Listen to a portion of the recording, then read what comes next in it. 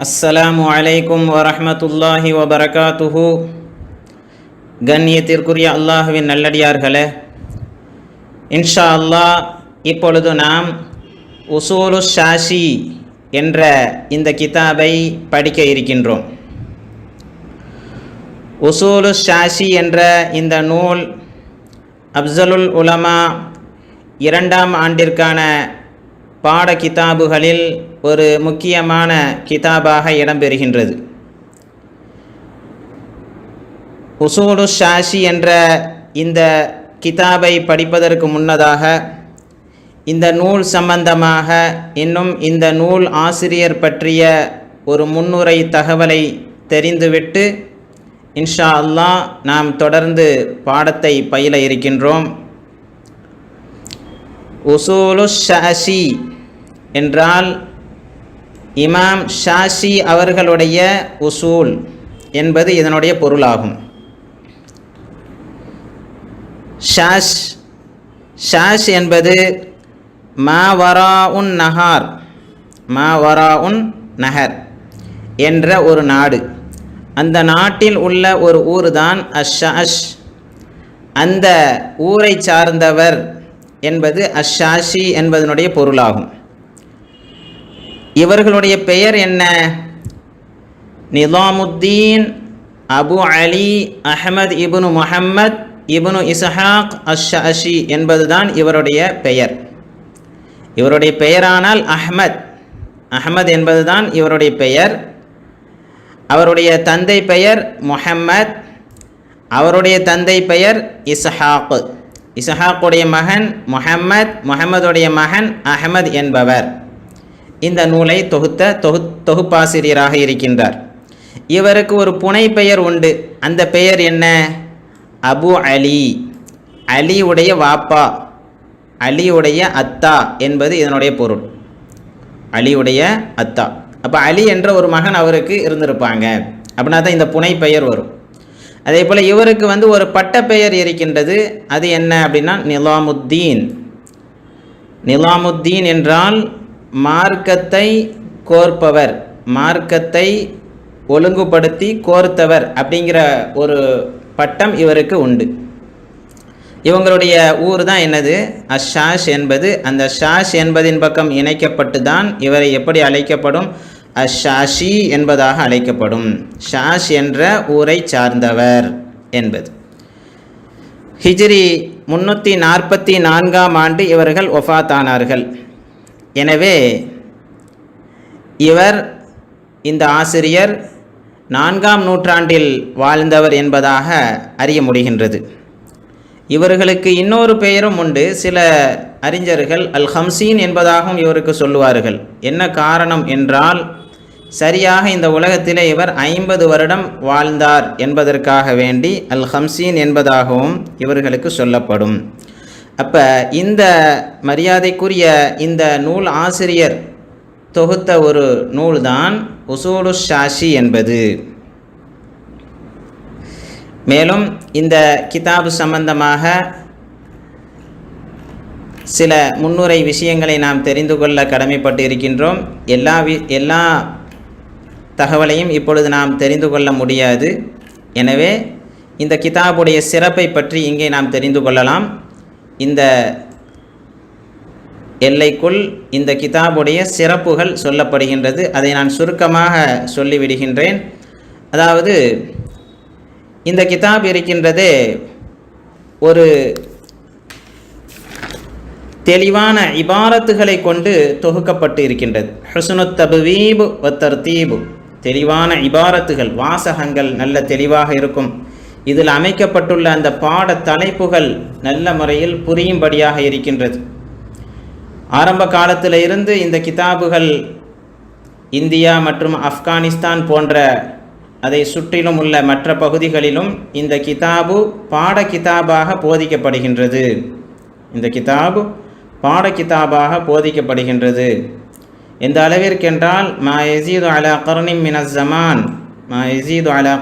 Minus Zaman, கிட்டத்தட்ட 100 ஆண்டுகளுக்கு மேலாக இந்த நூல் பல இடங்களில் பாட கிதாபாக போதிக்கப்படுகின்றது என்பதாக ஒரு தகவலை இந்த கிதாபினுடைய சிறப்பை பற்றி இங்கே பேசப்பட்டு இருக்கின்றது.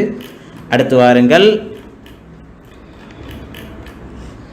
இது தர்ஜுமத்துல் முஅல்லிஃப். முஅல்லிஃப் என்றால் நூல் ஆசிரியர். நூல் ஆசிரியர் பற்றிய சில குறிப்புகள் இங்கே தரப்படுகின்றது. ஆரம்பத்திலேயே நான் சில குறிப்பை உங்களுக்கு சொல்லிவிட்டேன். இஸ்முஹு வ லகபுஹு, முசன்னிஃப் அவர்களுடைய பெயர், இன்னும் அவர்களுடைய பட்டப்பெயர். மேலும் முசன்னிஃப் அவர்களுடைய ஷுயூஹுஹு, அவர்களினுடைய ஆசிரியர்கள் பற்றி தகவல்கள் தரப்படுகின்றது. தஃபக்கஹ அலா அபில் ஹசன் அல் கர்ஹி ரஹ்மஹுல்லா. அபுல் ஹசன் அல் கர்ஹி ரஹ்மஹுல்லா அவர்களிடம் ஃபிக்ஹுடைய கலையை கற்றறிந்த ஒரு அறிஞராக, தலை சிறந்த அறிஞராக முசன்னிஃப் அவர்கள் இருக்கின்றார்கள். ருத்துபத்துஹு பைன உலமா இல் மத்ஹப், அறிஞர்களுக்கு மத்தியில் இவர்களினுடைய அந்தஸ்து மிகவும் பிரபல்யமிக்கவர், அதிகமாக நினைவாற்றல் படைத்தவர், பேணுதலுக்குரியவர் என்பதாக இவர்கள் உலமாக்களுக்கு மத்தியில் அறியப்படுகின்றார்கள்.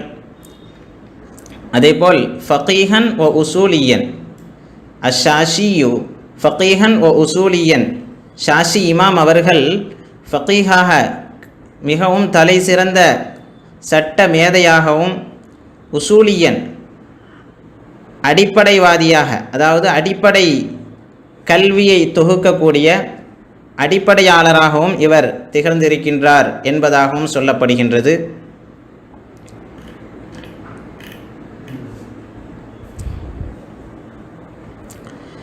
இதில் எல்லாமே இவர்களை பற்றிய குறிப்புகள் இடம்பெறுகிறது. சுருக்கமாக நான் ஆரம்பத்திலேயே இவர்களை பற்றிய தகவலை நான் தந்துவிட்டேன். அதேபோல் ஷுரூஹுல் கிதாப், இந்த உசூலு ஷாஷி என்ற இந்த கிதாபிற்கு பலர்கள் ஷரஹ் எழுதி இருக்கின்றார்கள், விரிவுரை தந்துள்ளார்கள்.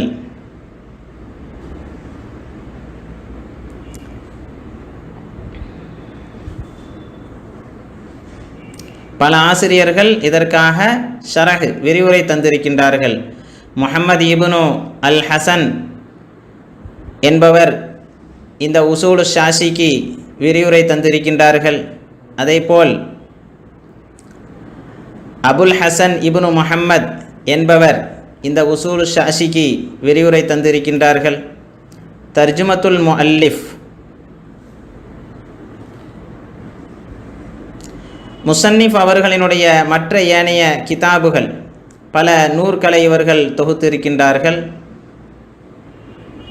தாரீகுல் பக்தாத், அல் குரஷி, இது போன்ற பலர்கள் பல கிதாபுகளை இவர்கள் தொகுத்திருக்கின்றார்கள்.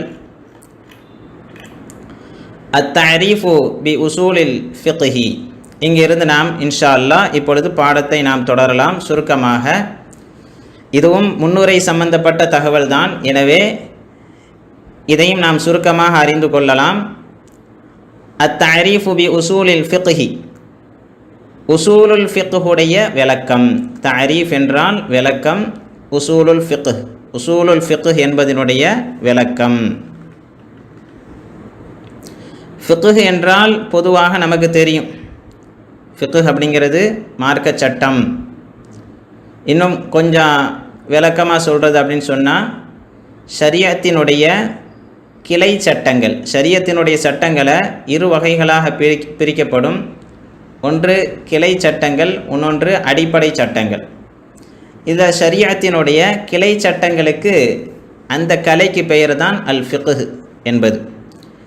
அடிப்படை சட்டங்கள், இந்த கிளை சட்டங்கள் எல்லாம் எப்படி அறியப்படுகிறது, எப்படி தொகுக்கப்பட்டது, இதில் நிறைய கிதாபுகள் இருக்கின்றது. ஃபிக்ஹுடைய துறை சார்ந்த கிதாபுகள், நிறைய கிதாபுகள் இருக்கின்றது. பிரபல்யமாக 4 மதுஹபுகளை எடுத்துக்கொள்ளலாம். அதில் உலக அளவில் பரவலாக பல இடங்களில் பரவி இருக்கக்கூடிய மதுஹப் ஹனஃபி மதுஹபை எடுத்துக்கொண்டாலும் அந்த மதுஹபிலே பல ஃபிக்ஹ் நூற்கள் இடம்பெறுகின்றது. அதேபோல் ஷாஃபி மதுஹபை எடுத்துக்கொண்டாலும் அந்த மதுஹபிலே பல ஃபிக்ஹ் நூற்கள் இடம்பெறுகின்றன. இந்த ஃபிக்ஹ் சட்டங்கள் எல்லாம் எப்படி தொகுக்கப்பட்டது? அதற்காக வேண்டி உசூல் என்ற ஒரு கலை இருக்கின்றது. அந்த கலைக்கு பெயர் தான் உசூலுல் ஃபிக்ஹ். உசூலுல் ஃபிக்ஹ அறியாமல் ஃபிக்ஹுடைய சட்டங்களை தொகுக்க முடியாது. உசூலுல் ஃபிக்ஹ் என்ற அந்த கலையை அறியாமல் ஃபிக்ஹுடைய இந்த சட்டத்தை, ஃபிக்ஹுடைய நூற்களை தொகுக்க முடியாது என்பதை நாம் நன்கு நினைவில் வைத்து கொள்ள வேண்டும். வேண்டுமானால் சட்டங்களை மனனமாக சொல்லலாமே தவிர, ஆனால் அவர் சட்டத்தை புரிந்து வைத்திருக்கிறார், சட்டத்தை அறிந்த ஒரு மேதை என்பதாக சொல்ல முடியாது. காரணம், உசூலுல் ஃபிக்ஹுடைய அறிவு ஞானம் அவரிடத்தில் இல்லை என்பதனால். ஹைர், அல்ஹம்துலில்லாஹ். எனவே நாம் இங்கே தெரிய வேண்டியது என்ன அப்படின்னா, அந்த ஃபிக்ஹுடைய அந்த கலைக்கு அடிப்படையாக உள்ள ஒரு கலையின் பெயர் தான் உசூலுல் ஃபிக்ஹ். ஃபிக்ஹுடைய அந்த கலைக்கு அடிப்படையாக உள்ள ஒரு கலையின் பெயர் தான் உசூலுல் ஃபிக்ஹ். ஃபிக்ஹுடைய அடிப்படை விஷயங்கள், ஃபிக்ஹுடைய சட்டங்கள், ஃபிக்ஹுடைய சட்டங்கள், கிளை சட்டங்கள் எப்படி தொகுக்கப்பட்டது என்பதை பற்றி விரிவாக பேசப்படும் ஒரு கலைதான் உசூலுல் ஃபிக்ஹ். வாருங்கள், இங்கே சுருக்கமாக அதனுடைய விளக்கத்தை தருகின்றார்கள். உசூலுல் ஃபிக்ஹ் என்றால் ஹுவன் நظر في الدلالة الشرعية من حيث تؤخذ منها الأحكام والتكاليف. من حيث تؤخذ منها الأحكام والتكاليف.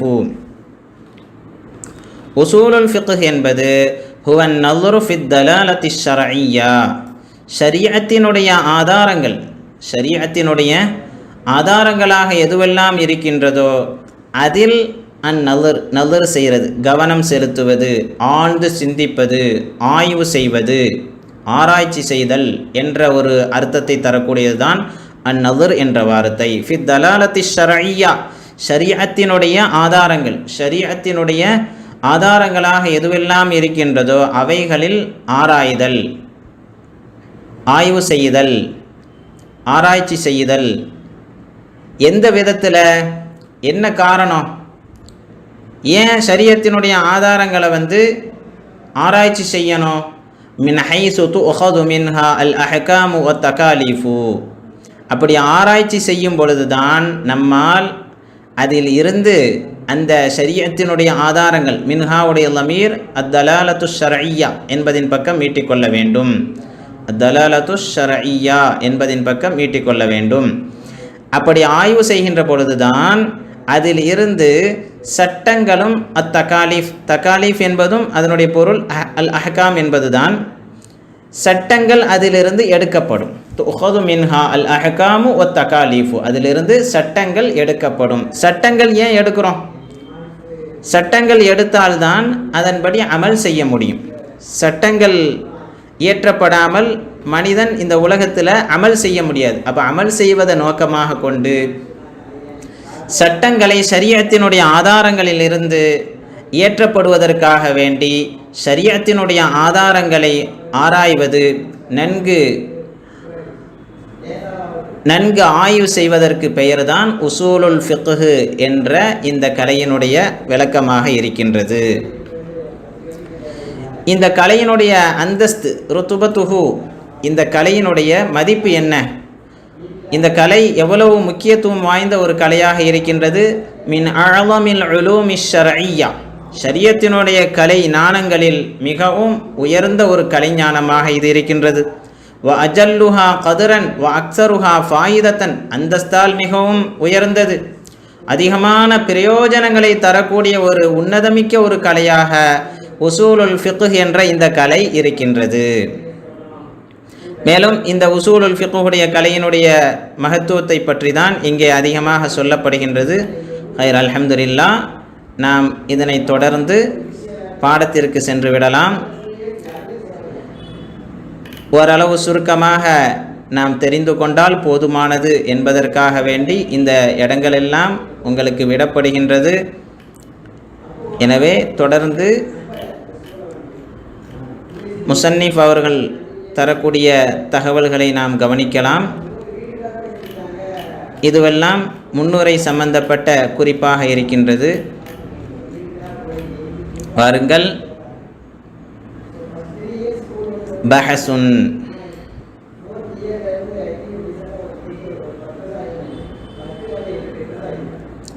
இங்கே இருந்து நாம் பாடத்தை கவனிக்கலாம். பஹசுன் இது ஒரு விளக்கத்திற்குரிய ஒரு பகுதியாக இருக்கின்றது. கவுனு உசூலில் ஃபிக்ஹி அர்பஅத்தன். உசூலுல் ஃபிக்ஹ் ஆகிறது 4ஆக இருக்கின்றது. கவுனு உசூலுல் ஃபிக்ஹி அர்பஅத்தன். உசூலுல் ஃபிக்ஹ் என்பது ஃபிக்ஹுடைய அடிப்படை கலை. உசூலுல் ஃபிக்ஹ் என்பது என்ற இந்த கலையில் எதை பற்றி பேசப்படும்? 4 விஷயங்களை பற்றி பேசப்படும். பிஸ்மில்லாஹிர் ரஹ்மானிர் ரஹீம். முஸன்னிஃப் அவர்கள் அல்லாஹ்வினுடைய திருப்பெயர் கொண்டு தங்களுடைய இந்த கிதாபை துவங்குகின்றார்கள்.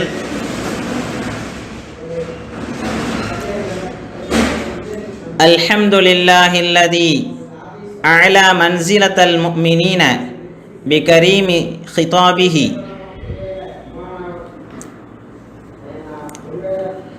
அல்லாஹ்விற்கே எல்லா புகழும் உரித்தானது. அல்லதி அவன் எத்தகையவன் என்றால் அலா உயர்த்தினான், மன்சிலத்தல் முஃமினீன முஃமின்களின் அந்தஸ்தை. மன்சிலத் மன்சிலா என்றால் அந்தஸ்து, ஸ்தானம். முஃமின்களுடைய அந்தஸ்தை அல்லாஹ் உயர்த்தினான். எதன் மூலம் உயர்த்தினான்? பிகரீமி ஹிதாபிஹி அவனுடைய சங்கையான பேச்சின் மூலமாக. அவனுடைய சங்கையான பேச்சின் மூலமாக. முன்னோக்கி ஈமான் கொண்ட விசுவாசிகளே என்று குர்ஆனிலே பல இடங்களில் அல்லாஹ் ரப்புல் ஆலமீன் மூமின்களை முன்னோக்கி பல வசனங்களை அல்லாஹ் கூறுகின்றான். எனவே அவனுடைய சங்கையான பேச்சின் மூலமாக முஃமின்களினுடைய அந்தஸ்தை உயர்த்தினானே, அத்தகைய அல்லாஹ்விற்கே எல்லா புகழும். வரஃபஅ தரஜத்தல் ஆலிமீன பிமஆனி கிதாபிஹி. இன்னும் ஆலிம்களுடைய அந்தஸ்தையும் அவன் உயர்த்தினான். ஆலிம்களுடைய அந்தஸ்தையும் அல்லாஹ் ஆலிமீன என்று ஆலமீன் என்று சொல்லக்கூடாது. அல் ஆலிமீன். ஆலிமீன் என்றால் அறிஞர்கள், உலமாக்கள். அறிஞர்களின் அந்தஸ்தையும் அவன் உயர்த்தினான். எதன் மூலமாக? பிமஆனி கிதாபிஹி அவனுடைய வேதத்தின் அர்த்தங்களை கொண்டு, அவனுடைய வேதத்தின் மஅனாக்களை கொண்டு ஆலிம்களினுடைய அந்தஸ்தை உயர்த்தினான். ஏனென்றால் உலமாக்கள் தான் சரியாக அல்லாஹுடைய வேதத்தின் அர்த்தங்களை புரிந்தவர்களாக இருக்கின்றார்கள். உலமாக்கள் அல்லாத மற்றவர்கள் எடுத்துக்கொண்டால் குர்ஆனை ஓதுவார்கள், ஆனால் குர்ஆனினுடைய சரியான கருத்தையும் சரியான பொருளையும் அவர்கள் தெரிந்து கொள்ள மாட்டார்கள். எனவே உலமாக்களினுடைய அந்தஸ்தை அல்லாஹ் எப்படி உயர்த்துகின்றான்? அல்லாஹ்வினுடைய வேதத்தின் அர்த்தத்தை கொண்டு, அர்த்தங்களை அவர்கள் புரிந்து கொள்வதை கொண்டு உலமாக்களின் அந்தஸ்தை அல்லாஹ் உயர்த்துகிறான். அது மாத்திரமல்ல, வஹஸ்ஸல் முஸ்தம்பிதீன மின்ஹும் அந்த உலமாக்களிலும் முஸ்தம்பிதீன் என்று ஒரு சாரார் இருக்கின்றார்கள். இவர்கள் யார்? முஸ்தம்பிதீன் என்றால் ஆய்வாளர்கள். அறிஞர்கள் என்றால் அல் ஆலிம், அல் ஆலிமூன் உலமாக்கள். உலமாக்களை விட உயர்ந்தவர்கள் தான் யார்? அல் முஸ்தம்பிதீன் என்பவர்கள், அல் முஸ்தம்பிதூன். இவர்கள்தான் சட்ட ஆய்வாளர்கள் என்று சொல்லலாம். சட்டத்தை ஏற்றக்கூடியவர்கள், சட்ட வல்லுநர்கள். அதாவது குர்ஆன் ஹதீஸிலிருந்து ஃபிக்ஹ் நூற்களிலிருந்து சட்டங்களை தொகுத்து ஆய்வு செய்து மக்களுக்கு விநியோகம் செய்யக்கூடியவர்கள் முஸ்தம்பிதீன் என்பவர்கள். முஜ்தஹிதீன் என்பதாக இதற்கு ஒரு பொருள் சொல்லப்படும். முஜ்தஹிதீன் ஆய்வாளர்கள், முயற்சிக்கக்கூடியவர்கள். மின்ஹும் அவர்களில் முஸ்தம்பிதீன் என்ற அந்த அறிஞர் பெருமக்களை, அந்த ஆய்வாளர்களை அல்லாஹ் குறிப்பாக்கினான். எதற்காக? பிமஸீதில் இஸாபதி அதிகமான நற்கூலியை கொடுக்க வேண்டும் என்பதற்காக. அல் இஸாபா என்றால் நன்மை. பிமஸீதில் இஸாபதி வ ஸவாபிஹி. இஸாபாவுக்கு இன்னொரு பொருள் தான் என்னது? சவாப் என்பது.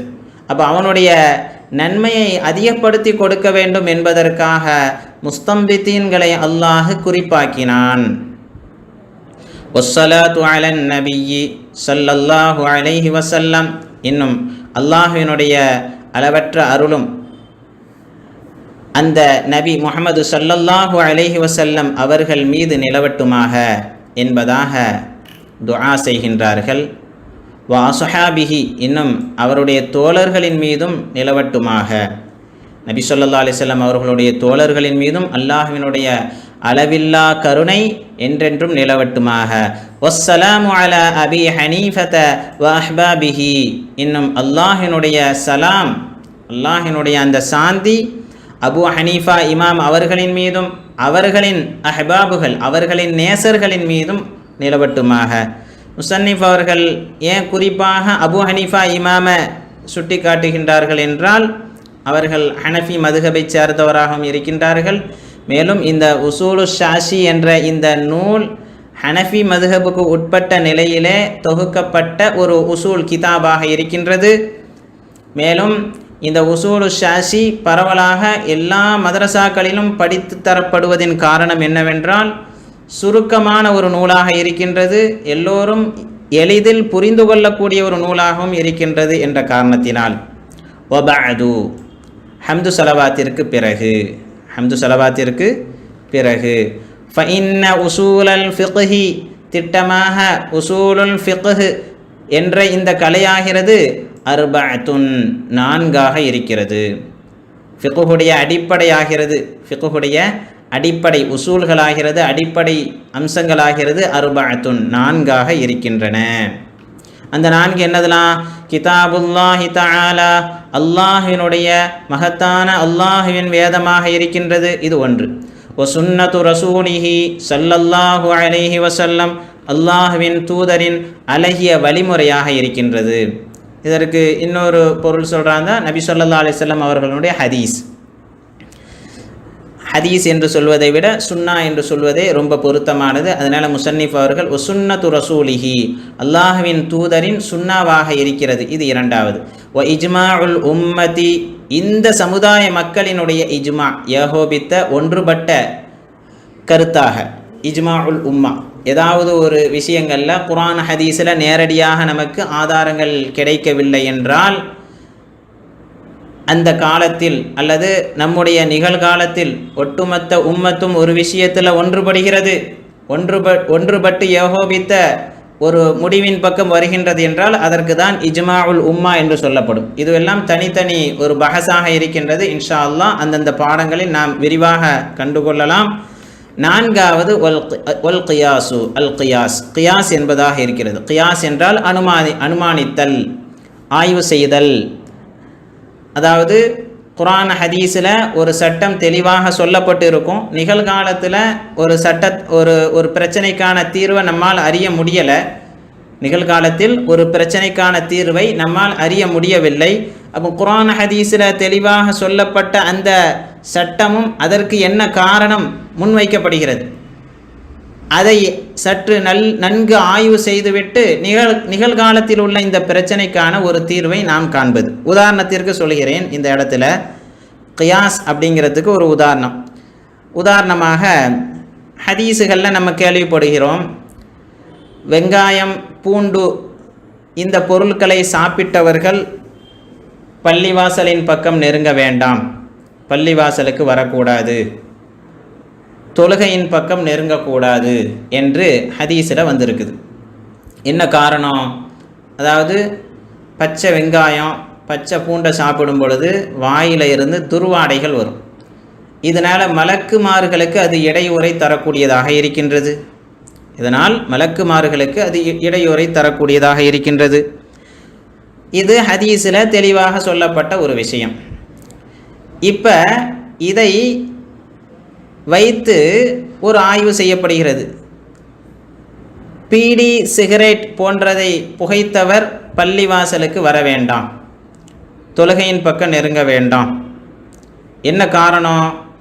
அவர்களிடமிருந்து வெளிப்படக்கூடிய அந்த துர்வாடை மலக்குமார்களுக்கு இடையூறை தரும், அருகாமையில் இருக்கக்கூடிய மற்ற ஏனைய தோழர்களுக்கு அது இடையூறை தரும். எனவே அவர்கள் பள்ளிவாசலுக்கு நெருங்க வேண்டாம், தொழுகையின் பக்கம் நெருங்க வேண்டாம். இந்த இடத்துல இன்னொரு விஷயம் கவனிக்கணும், நெருங்க வேண்டாம் அப்படின்னு சொன்னால் அவன் தொழுகாமே இருக்கணுமா? அப்படி இல்லை.